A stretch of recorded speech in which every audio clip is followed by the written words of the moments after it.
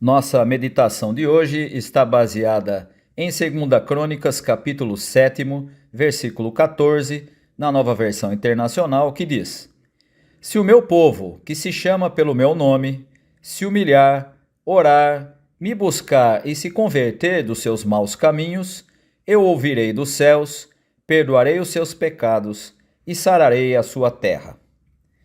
Uma das atitudes mais salutares ao se ler um texto é entender qual o contexto em que ele está inserido. Quem está falando? Para quem? Onde? Por quê? Essas perguntas ajudam na compreensão do entorno do texto e esclarecem parte do sentido do que está sendo dito.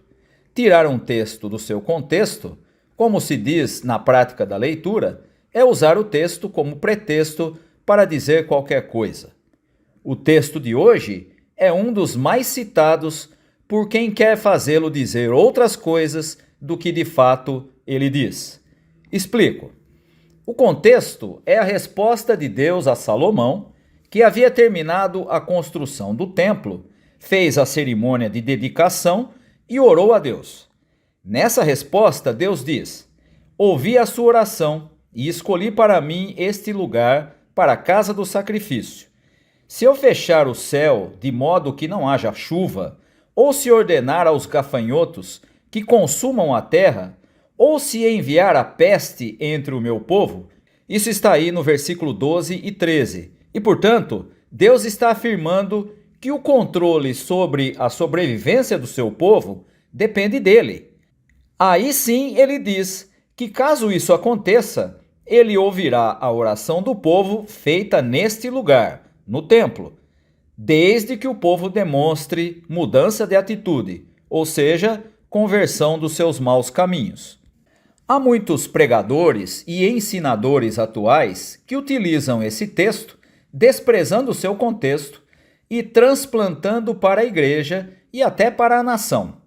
Assim, se o povo de Deus orar, se humilhar e buscar a Deus, ele vai sarar a nossa terra, ou seja, vai abençoar a nação, porque feliz é a nação cujo Deus é o Senhor, que é a citação de Salmo 33:12.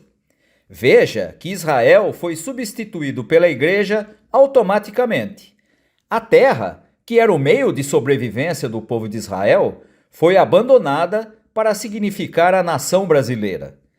E a bênção de Deus não está mais ligada às orações que são feitas no seu templo, consagrado pelo rei Salomão, mas é fruto da busca incessante de Deus pela igreja.